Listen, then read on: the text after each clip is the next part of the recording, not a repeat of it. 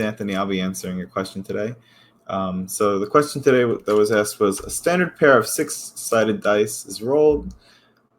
What is the probability of rolling a sum greater than 3? Well, probability is usually, the way that we can do it is we can find, there's two ways to do this, right? There's the way that we can count up all the different ways that we can get a number greater than 3 when we roll 2 dice, right? And then we can divide that by the total number of outcomes, right?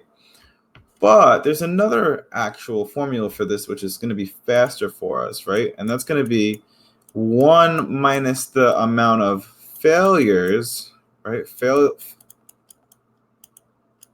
Right? So in cases where we would fail, right, over total outcomes.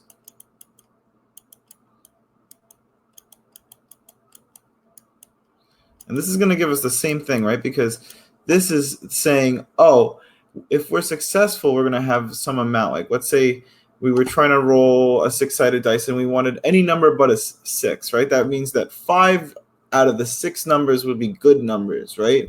So 5 successful, 6 total outcomes, right? And this dice, this first dice, right? But I could also think of it as there's going to be 1 failure, right? If I get a 6, so 1 out of 6 failures. So 1 minus 1/6 is the same thing. It's 5/6. I've taken 1/6 out of 6/6, so now there's 5, right? So I get the same thing. They mean the same exact thing. But this case is going to actually be easier to find because it's a lot easier to figure out numbers that don't add up to greater than 3, right? So we can count that out right here. We have 1 and 1, right? We have 2 and 1, and we have 1 and 2, right? Those are the 3 options that we get with rolling these 2 dice, where we can get a number that's not greater than 3, right? That's 3 or 2, right? So we have 3 failures, right? And the total number of outcomes is just the number of total outcomes per dice times each other, right? So there's 6 here and there's 6 here. So it's just going to be 6 times 6, which is 36 total, right? And then we have 3 failures.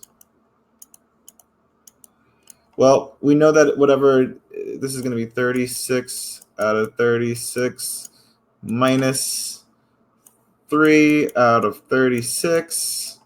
So our total probability for succeeding on this thing is going to be pretty high.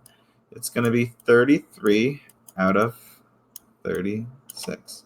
And we can reduce this, right? We can reduce this by dividing by 3, because these are both divisible by 3. 3 and 6 are divisible by 3, and 3 are divisible by 3.